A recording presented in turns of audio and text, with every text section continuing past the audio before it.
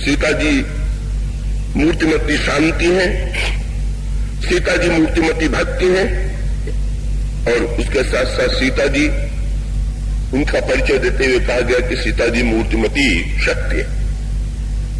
जब मन के सामने भगवान राम और सीता प्रकट हुए और मनु ने सीता जी की ओर देख करके जानना चाहा कि ये कौन है, तो भगवान श्री राम ने परिचय देते हुए कहा, आदि शक्ति यही जग उपजाया, सो अवतरी मोर यह माया।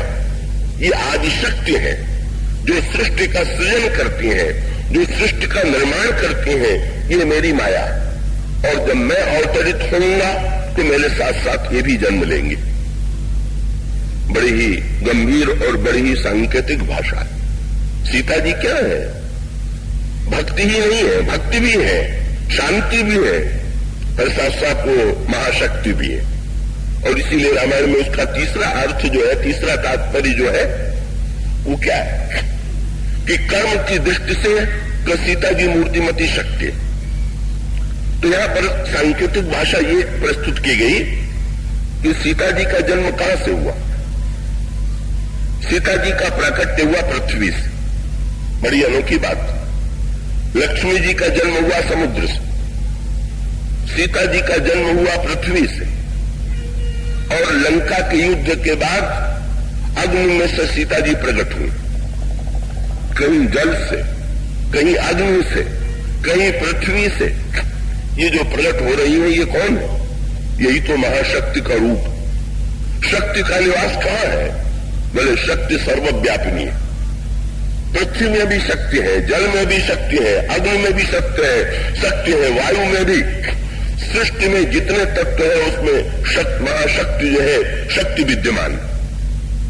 और वो शक्ति, अब वो दो पक्ष है, एक रावण का पक्ष और एक महाराज जनक का पक्ष।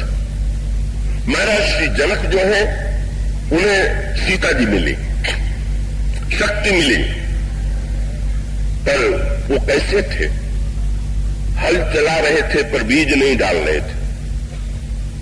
बड़ी सांकेतिक भाषा। हल चलाने के साथ साथ किसान बीज डालता, और हल चलाने के बाद जब बीज डालता है तो जो बीज डालता है, कब वो बदले में वही बीज जो है अंकुरित होता है और उसको मिलता है। लेकिन दो तरह से आप पृथ्वी से पाने की प्रक्रिया को देखते हैं। एक तो पृथ्वी में जो डालिए वो मिले, और दूसरी प्रक्रिया है कि पृथ्वी में जो है उसे खोजिए और वो मिले। तो ये दोनों प्रक्रिया, अन्न उपजाने की प्रक्रिया, बीज डाल करके उपजाने की प्रक्रिया है, और हीरे वीरे की खान जिससे आप लोग बहुत निकट से परिचित हैं, हीरा या कोयला या चांदी या सोना, ये बीज डाल के नहीं पाया जाता, ये पृथ्वी में जो भीतर छिपा हुआ है वो पाया जाता।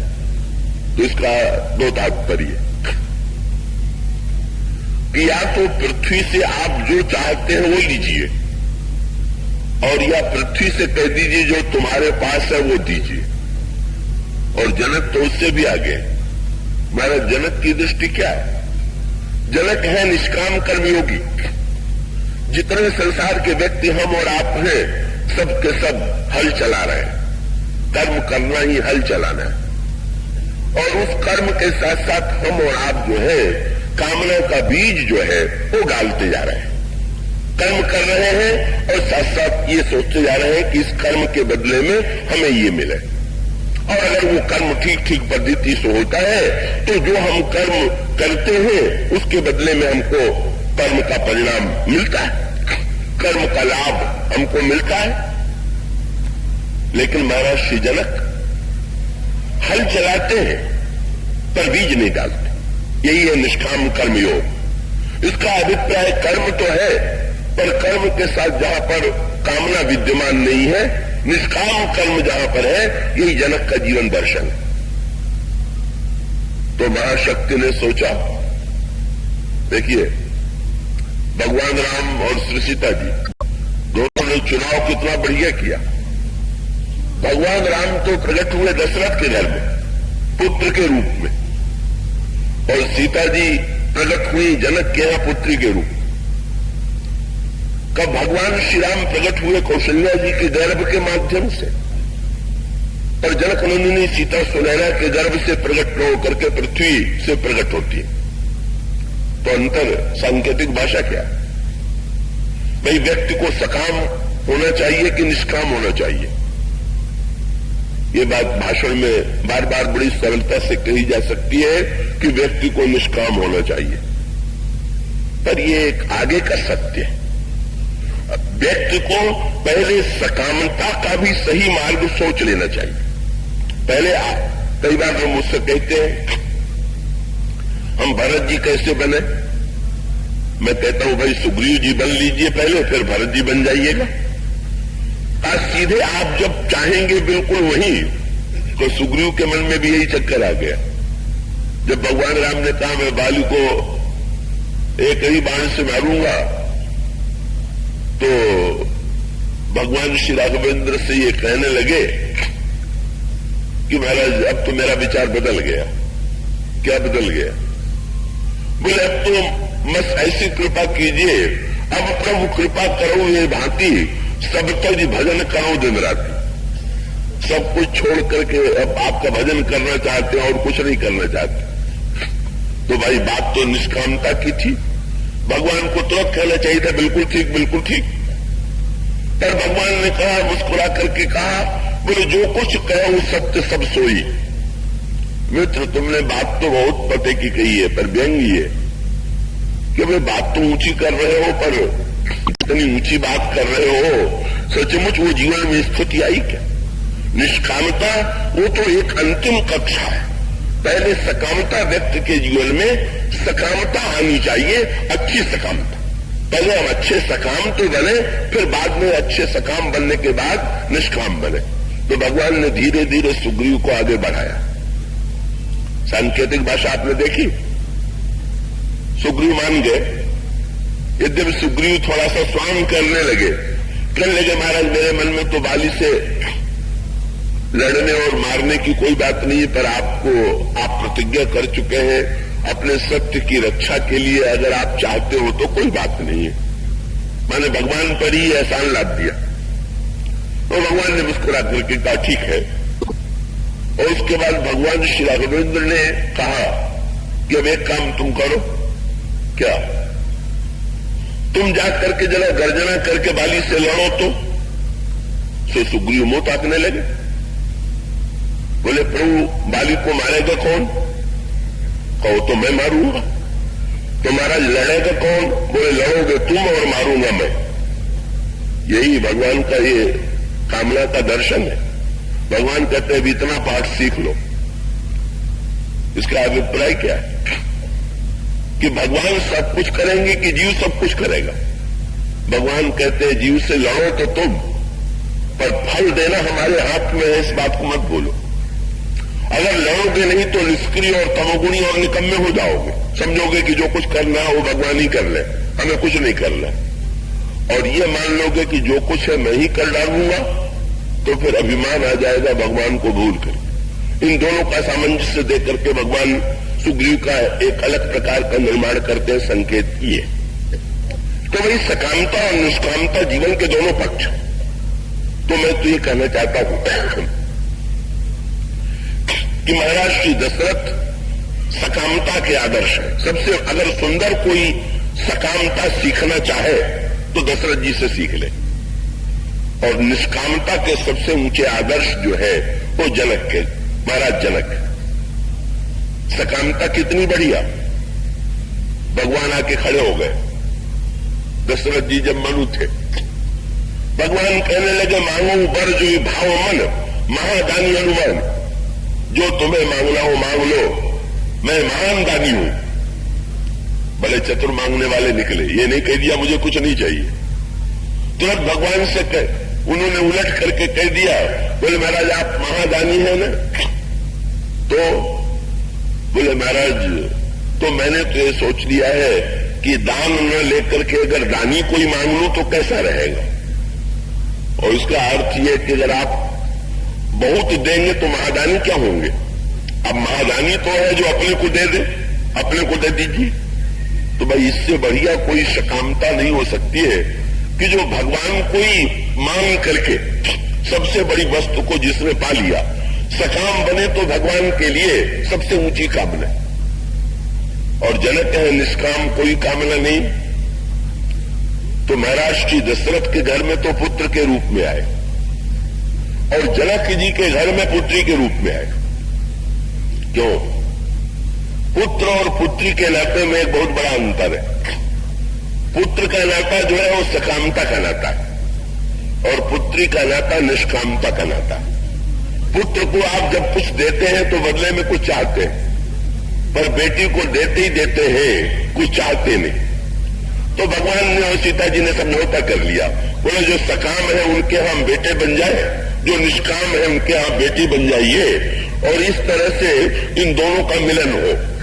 सकामता और निष्कामता, उच्च कोटि की सकामता और उच्च कोटि की निष्कामता, इन दोनों का सामंजस्य जो है वही महाराज श्री दशरथ और महाराज श्री जनक का मिलन है। इस विवाह में सांकेतिक तत्व की दृष्टि से अनेक दर्शनों का, अनेक विचारों का, अनेक महापुरुषों का ऐसा विवाह ही ये विवाह नहीं है, महानतम मिलन। और सचमुच जनक निष्काम थे, बिना कामना के हल चला रहे थे। शक्ति ने सोचा मैं अपना पिता किसको बनाऊं? शक्ति को चाहने वाले तो संसार में अनगिनत, लेकिन शक्ति ने कहा जो कुछ नहीं चाहता वो तो मेरा पिता है, मैं तो बेटी बन करके, पुत्री बन करके उनकी गोद में जाऊंगी। और इस तरह से महाशक्ति को निष्काम ने बेटी के रूप में पाया, पुत्री के रूप में पाया। और जब उन्होंने पुत्री के रूप में पाया तो कल जो बात आपके सामने कही जा रही थी, देखिए शक्ति को कौन नहीं चाहता? रावण भी चाहता है। रावण श्री राम के चरणों में वंदना नहीं करता है, पर सीता जी के चरणों में वंदना करता है। मन चरण बंदी सुख माना। इसके आधार पर कई व्यक्ति ये भ्रम मन में पाल लेते हैं कि रावण भक्त था इसीलिए तो उसने सीता जी के चरणों में प्रणाम किया। बिल्कुल नहीं। रावण वस्तुतः शक्ति का भक्त है, ईश्वर का भक्त नहीं। ये रावण के जीवन दर्शन की मान्यता, और ऐसी मान्यता अनेक जो ईश्वर के अस्तित्व को अस्वीकार करने वाले हैं उनकी सबकी जो है खोज जो है वो ईश्वर को महत्व नहीं देते पर शक्ति को महत्व देते। ये जल से, पृथ्वी से, विविध पदार्थों से आज भी तो शक्ति को प्रकट किया जा रहा है। ये शक्ति के ससीम रूप सीता महाशक्ति, और शक्ति कहीं से भी प्रकट हो सकती है, लेकिन शक्ति को प्रकट करने के साथ साथ दो प्रकार का तात्पर्य है। जो व्यक्ति ये समझता है कि शक्ति को प्रकट करने के बाद जिसने शक्ति को प्रकट किया वो शक्ति का स्वामी है, वो आसुर दर्शन है, वो भौतिकवादी है। और जो ये मानता है कि नहीं, शक्ति तो शक्तिमान की है और वो शक्ति का अर्पण शक्तिमान के प्रति किया जाना चाहिए, ये आध्यात्मिक दर्शन है। दोनों दर्शनों में अंतर ही है। तो रावण क्या मानता है?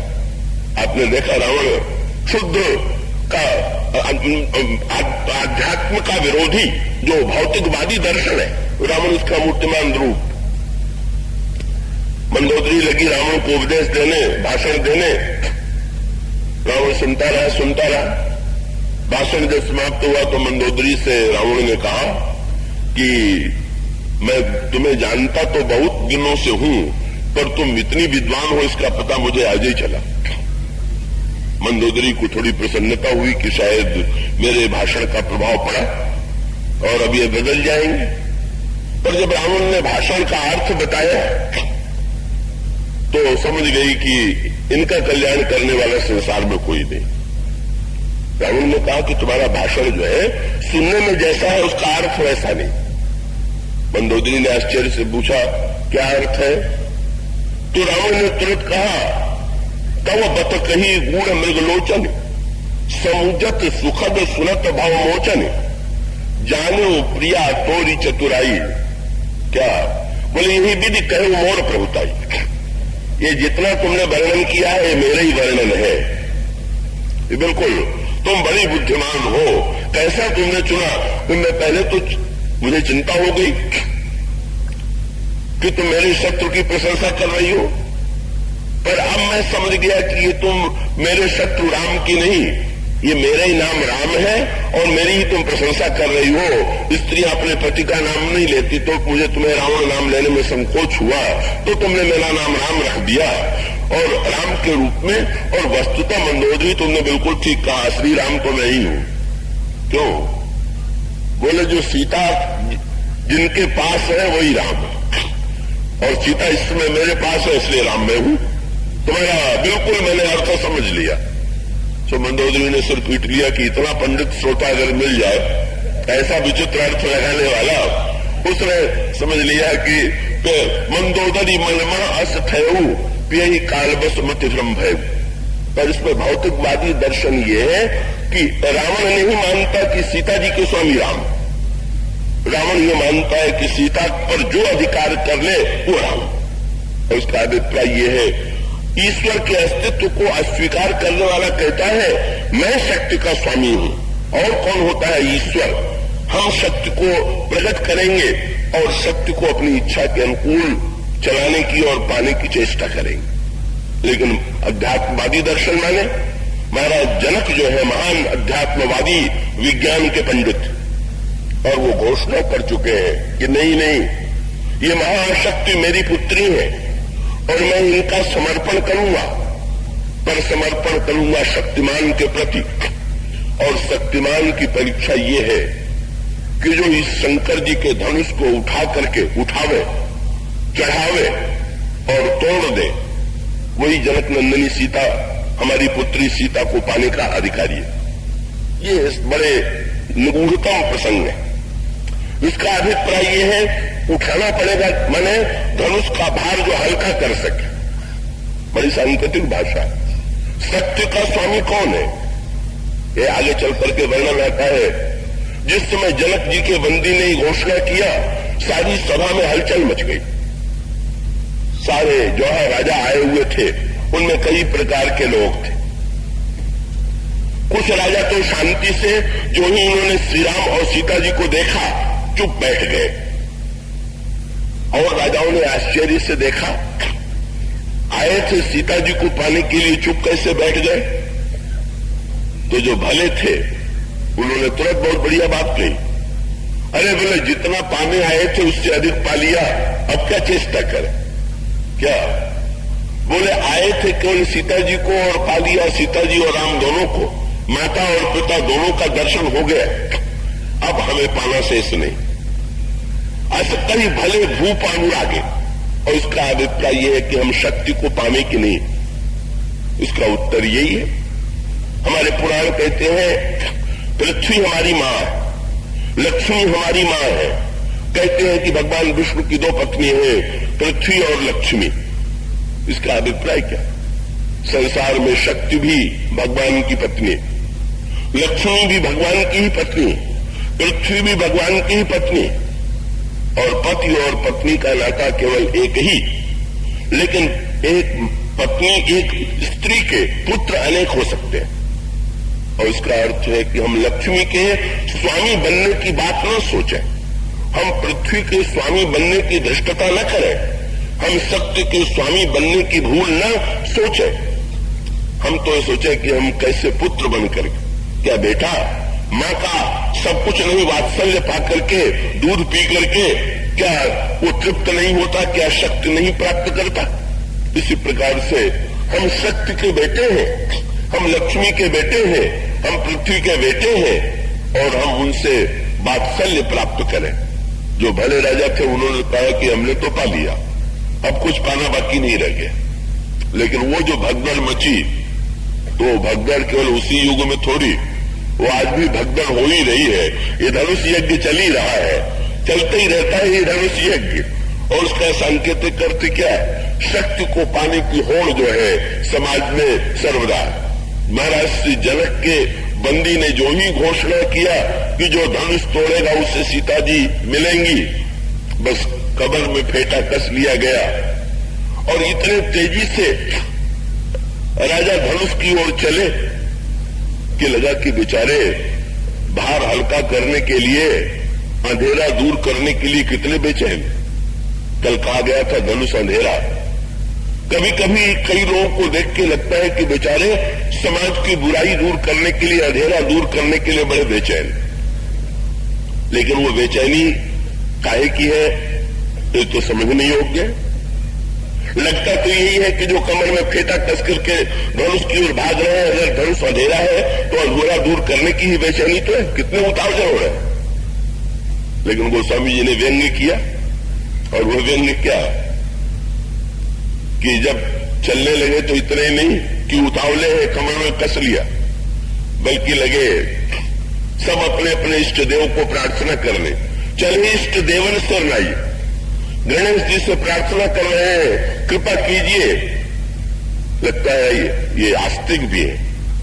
गणेश जी की, शंकर जी की, विष्णु भगवान की स्तुति भी कर रहे हैं, लेकिन क्या इतनी स्तुति, इतनी चेष्टा करने के बाद भी धनुष का अंधेरा दूर होना तो दूर रहा, वो तो उठा ही नहीं।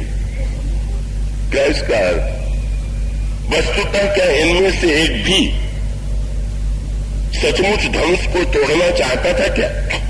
बिल्कुल नहीं। इसमें से प्रत्येक का लक्ष्य जो था वो सीता जी को पाना था। अब धनुष तो बेचारे क्या करें, लाचार है। जनक ने कह दिया है कि बिना तोड़े नहीं मिलेंगी, तो बेचारे चेष्टा करके दिखावा कर रहे हैं। इसका अभिप्राय है, मूल उद्देश्य जो है अंधेरे को दूर करना नहीं है, शक्ति को पाना। और इसीलिए गोस्वामी जी ने व्यंग्य किया, गणेश जी से प्रार्थना किया पर धनुष नहीं टूटा। किसी ने अगर कोई गोस्वामी जी से पूछे तो गणेश जी की प्रार्थना करने से लाभ क्या हुआ जब धनुष नहीं टूटा? तो इसमें व्यंग्य ये है कि भाई क्या किया जाए। एक व्यक्ति धनुष के पास पहुंच करके जब धनुष को तोड़ने की चेष्टा करता है तो गणेश जी को मना रहा है, पर वो राजा अकेले ही थोड़ी गणेश जी का भक्त है, वहां तो हजारों गणेश के और भी भक्त है, और वो जितने बचे हुए राजा हैं वो सब गणेश जी से मना रहे हैं कि महाराज इससे न टूटने पावे। एक मना रहा है कि टूटे और एक हजार मना रहे हैं कि न टूटे। गणेश जी किसकी प्रार्थना माने? और इतना नहीं, जब नहीं टूटा इस व्यक्ति से लौटने लगा तो इसने गणेश जी से यही कहा कि आपने बहुत बुरा किया, मुझसे नहीं तोड़वाया, पर इतनी कृपा जरूर कीजिए कि आप किसी से न टूटे। और उसका सांकेतिक अभिप्राय क्या है? इसको लक्ष्मण जी ने व्यंग्यात्मक भाषा में ये कहा कि धनुष अंधेरा है। भगवान ने मुस्कुरा करके कहा, अंधेरा दूर करने के लिए तो सारे संसार के राजा आए हुए, चिंता क्यों कर रहे हो? इतने अंधेरे दूर करने के लिए आए, अंधेरा दूर नहीं होगा? लक्ष्मण जी ने कहा, महाराज ये अंधेरा दूर करने के लिए तो कोई आए नहीं। और दृष्टांत लक्ष्मण जी ने क्या कर दिया, रात का और दिन का। उन्होंने कहा, महाराज रात के अंधेरे में आकाश में देखिए तो अंधेरा दूर करने वाले इतनी बड़ी संख्या में है कि जिधर देखिए अंधेरा दूर करने वाले, और दिन में देखिए तो एक सूर्य, पर अंतर क्या? अकेला सूर्य अंधकार दूर कर देता है और रात के समय इतने आकाश में चमकने वाले अंधेरा दूर नहीं कर पाते। क्यों नहीं दूर कर पाते? बोले इसका रहस्य पता चल गया। किसी ने चंद्रमा और तारों से पूछा, आप लोग आकाश में चमकते हैं तो लगता है कि आप अंधेरा दूर करने के लिए बेचैन हैं? उन्होंने यही कहा कि भाई मैं तो ये चाहता हूं कि अंधेरा बना रहे। क्यों? बोले अगर ये अंधेरा नहीं रहेगा तो हम चमकेंगे कहां, इसलिए अंधेरा भी बना रहे और हम चमकते भी रहे। अंधेरे को दूर नहीं करना है, अपने को चमकाना है। इन दोनों बातों में बड़ा अंतर है भाई। हम दोनों में से क्या चाहते हैं? हम अपनी चमक के द्वारा शक्ति को हस्तगत करना चाहे, ये वृत्ति है, और हमारी वृत्ति है कि हम अंधेरा सचमुच समाज की बुराई दूर करना चाहते हैं। तो ये जो धनुष यज्ञ का जो क्रम है, शक्ति को पाने की जो एक स्थिति है, वो तो चलती ही रहती है। तो इसीलिए गोस्वामी जी ने एक एक व्यंग्य किया। पहले एक एक ने चेष्टा किया, और फिर भूप सहस्र 10 एक ही 12 लगे, उठाओ ने टले निटारा। 10,000 राजा एकत्र हो गए। कई लोग तो यही नाप तौल करने लग जाते हैं कि धनुष कितना लंबा कितना चौड़ा था कि जिसमें इतने राजा लग गए। अरे ये चक्कर छोड़िए, लंबाई चौड़ाई नापिए। अहंकार की लंबाई चौड़ाई क्या कोई नापेगा? इसकी सांकेतिक भाषा तो ये है कि पहले अलग अलग प्रयत्न कर रहे थे और अब 10,000। कोई पूछ सकता है इन राजाओं से कि विवाह तो एक से ही होगा, 10,000 मिल करके तोड़ने की चेष्टा क्यों कर रहे हैं? तो राजा का उत्तर यही है कि 10,000 में भी अंक तो एक ही है, बाकी तो शून्य है। सो एक मैं हूं और बाकी शून्य मेरे पीछे खड़े हैं। विवाह तो मुझे हो का मेरा होगा, शक्ति मिलेगी तो मुझे मिलेगी। तो और लोगों ने नहीं माना तो फिर लड़ाई होगी। पहले मिल करके धनुष तोड़ो और 10,000 राजा आपस में लड़े और 9,999 का सिर कटे तो एक विवाह। इसका अभिप्राय यही शक्ति को पाने की तीव्रतम हो रहे, तीव्रतम विडंबना। भगवान राम क्यों सम्मिलित नहीं हुए? बोले जहां शक्ति का उद्देश्य अपने को चमकाना मात्र हो, केवल अपने अहंकार की तृप्ति मात्र हो, जहां समाज के बोझ को हल्का करने की वृत्ति हो ही नहीं, केवल प्रदर्शन मात्र हो, इस होड़ में भगवान राम सम्मिलित होने के लिए प्रस्तुत नहीं है। शक्ति तो उनकी है पर वे रंच मात्र अपने को प्रस्तुत नहीं करते। यही रावण भी आया हुआ था। रावण ने छल पूर्वक सीता जी को पाना चाहा और उसका अभिप्राय बल से मिले, छल से मिले, प्रार्थना से मिले, कैसे मिले शक्ति, कैसे शक्ति की प्राप्ति हो। उस होड़ में संसार के अनगिनत राजा सम्मिलित हैं, रावण भी सम्मिलित है। और रावण का आपने सुना होगा, अन्य ग्रंथों में ऐसा संकेत आता है कि रावण ने तो महाराष्ट्र जनक से यह प्रस्ताव किया कि मैं अपनी कन्या का विवाह पहले मुझसे कर दीजिए, बाद में मैं धनुष तोड़ दूंगा। महाराज जनक ने कहा मेरी प्रतिज्ञा है कि धनुष तोड़ने के बाद तक विवाह होगा। तो रावण ने कहा मैं तो पंडित हूं, तुमको तो ज्योतिष का ज्ञान नहीं है क्या? ज्योतिष शास्त्र में 12 राशियां हैं। जो 6वीं राशि है उसका नाम है कन्या और जो 9वीं राशि है उसका नाम है धनुष। तो रावण ने तुरंत जनक जी से कहा कि ज्योतिष शास्त्र में भी आदो कन्या तटो धनु, पहले कन्या और बाद में धनु। ये तो तुम्हारी बुद्धि उल्टी हो गई है कि पहले धनु और बाद में कन्या। और हमारा जनक ने कहा इसका अभिप्राय वाक्कला के द्वारा, चतुराई के द्वारा जनक मान ले। शूर्पणखा ने ये मंदोदरी ने रावण को फटकारा, तुम सीता जी को पाना चाहते थे, अगर जनक ने सीता जी का विवाह राम से कर दिया होता तो कोई बात नहीं थी, लेकिन उन्होंने तो प्रतिज्ञा किया था। तुमने सीता जी को उस समय तब संग्राम जीते कि चाहिए, तुम गए थे वहां जाकर के सीता जी को प्राप्त कर लेते तो तुम्हारी कोई आलोचना न होती। तुमने सीता जी को जिस मार्ग से पाने की चेष्टा की वो मार्ग उचित। रावण तो बात बनाने की कला में बड़ा निपुण था, जनक से भी बात बना करके सीता जी को पाना चाहता और मंदोदरी को भी चुप कराने के लिए कह दिया। बोले जिसने कैलाश पर्वत को उठा लिया वो धनुष नहीं उठा सकता, तुम क्या सोचती हो? मंदोदरी ने कहा कि आपने उठाया क्यों नहीं? तो रावण ने कहा कि उठाना ही नहीं था, तोड़ना भी था ना। तो मैं तो गुरु भक्त शिष्य हूं, मुझे चिंता हो गई कि गुरु जी का धनुष तोड़ना ठीक नहीं रहेगा, इसीलिए मैंने शक्ति होते हुए भी नहीं तोड़ा। ये मेरी गुरु भक्ति है। वो तो रावण की कलई जो थी वो अंगद ने खोल दिया। रावण ने अंगद की सभा में जब अपना पैर रोक दिया और ये कहा जो मम चरण सकस छटारी, फिर ही राम सीता में हारी, तो उनका तात्पर्य था गुरु जी का धनुष तोड़ने में समस्या थी, पर ये तो बंदर का चरण है, फिर से एक बार पाने की चेष्टा करो। तुम प्रयत्न बार बार कर रहे हो पर तुम्हारा मार्ग अनुचित है। तुम जिस मार्ग से सीता जी को पाया जाता है, जो पाने की वृत्ति है, का इसका अभिप्राय सीता जी को पा लिया श्री भरत ने, श्री लक्ष्मण ने, श्री हनुमान जी ने बेटे के रूप में, महाराज दशरथ ने पा लिया पुत्र वधु के रूप में, महाराज जनक ने पा लिया पुत्री के रूप में। उन्हीं सीता जी को रावण पाना चाहता है प्रिया के रूप में। अंगद कह देते हैं अगर तुम्हारी सभा में कोई व्यक्ति मेरा चरण हटा दे तो मैं सीता जी को हारता हूं। रावण असमर्थ है, वो स्वामी जी वहां पर दार्शनिक भाषा का प्रयोग करते हैं। अंगद का पैर क्या है? बोले पुरुष कुयोगी जिन उड़गारी, मोह बिटप न सकई उखाड़ी।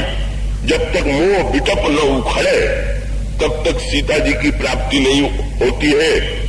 ये जो कुयोगी रावण जैसे अनाचारी है न उन्हें पाने में समर्थ नहीं।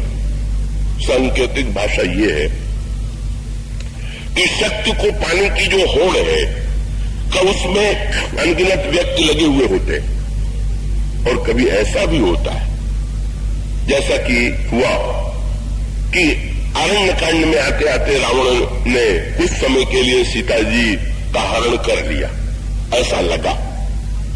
लेकिन अंततो गत्वा जो प्रसंग की अंत में वो स्वामी जी संकेत करते हैं वो बड़े महत्व का संकेत है। यदि सीता जी श्री राम से दूर हो गई, श्री राम से दूर होने के पश्चात यदि उन्हें लंका में बंदनी बनना पड़ा तो महाशक्ति ने हमें और आपको ये सिखाया कि कैसी परिस्थितियों में वो परिस्थितियां कौन सी होती हैं जहां पर भगवान राम और श्री सीता जी में दूरी उत्पन्न होती है। और एक बार दूरी उत्पन्न हो जाने के पश्चात यदि जीवन से शांति दूर चली गई हो, यदि जीवन से भक्ति दूर चली गई हो, यदि महाशक्ति का हमारे जीवन में उनकी कृपा और उनके वात्सल्य का अनुभव न हो रहा हो तो हमें समझना होगा कि ये दूरी कैसे उत्पन्न हुई। और यदि ये दूरी उत्पन्न हुई है तो उस दूरी को फिर से मिटाने के लिए, फिर से भक्ति देवी को पाने के लिए, शांति और शक्ति को पाने के लिए कौन सी साधना है, कौन सी पद्धति है, इसी का वर्णन आरण्य कांड से लेकर के लंका कांड तक किया गया है। दिन तो अब कल और परसों दो ही है, तो हम चेष्टा करेंगे कि हम लोग कम से कम कथा में तो जनक नंदिनी सीता जी के पास फिर से पहुंच जाएं और उन्हें प्राप्ति का मार्ग जान लें। बोलिए श्याम।